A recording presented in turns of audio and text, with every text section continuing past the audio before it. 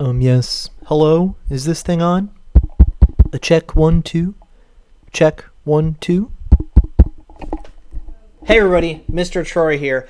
I've got a great video coming at you, this time with sound, about Gcf factoring. Well folks, as you may remember, Gcf is an acronym that stands for Greatest Common Factor. Greatest Common Factor, factoring, is a way of looking at something and simplifying it down into something that's maybe a couple of smaller chunks.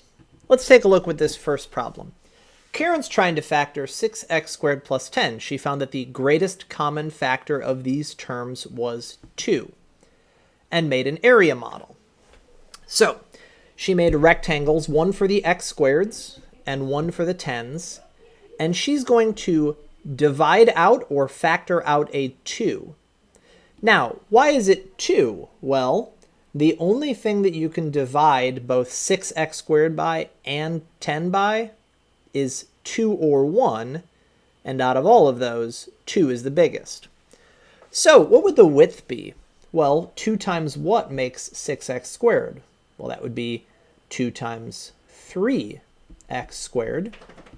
And 2 times what makes 10? 5. So our width is going to be 3x squared plus 5.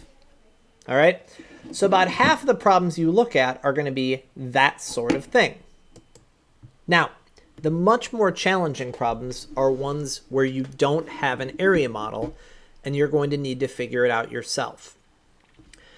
If you want to, you can construct your own area model. So that would be making a rectangle and splitting it into 3 parts. They don't have to be drawn to scale or anything. It's just a way to help you look at it. So one area would be 6x squared. One area would be negative 3x.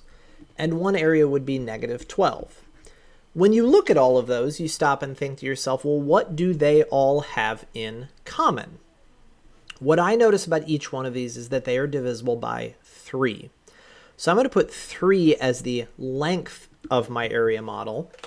And then for each one of these, I'm going to say, well, 3 times 2x squared makes 6x squared.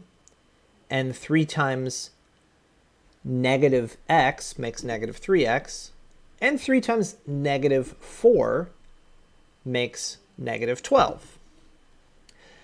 I think the most common mistake would be accidentally saying 18x squared, but you're not multiplying in, you're taking the 3 out.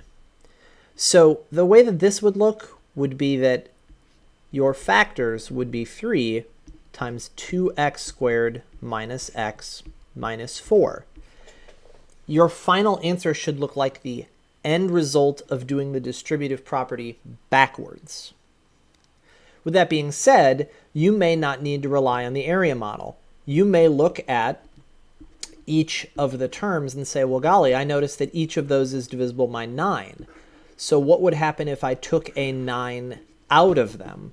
What would the before problem look like for the distributive property to give me 9x squared minus 18x plus 9? Well, it would be 9 times x squared and 9 times negative 2x and 9 times positive 1. So you're undoing the distributive property, and that is called factoring using the greatest common factor method. All right, so happy that I could give you audio this time. Catch you later.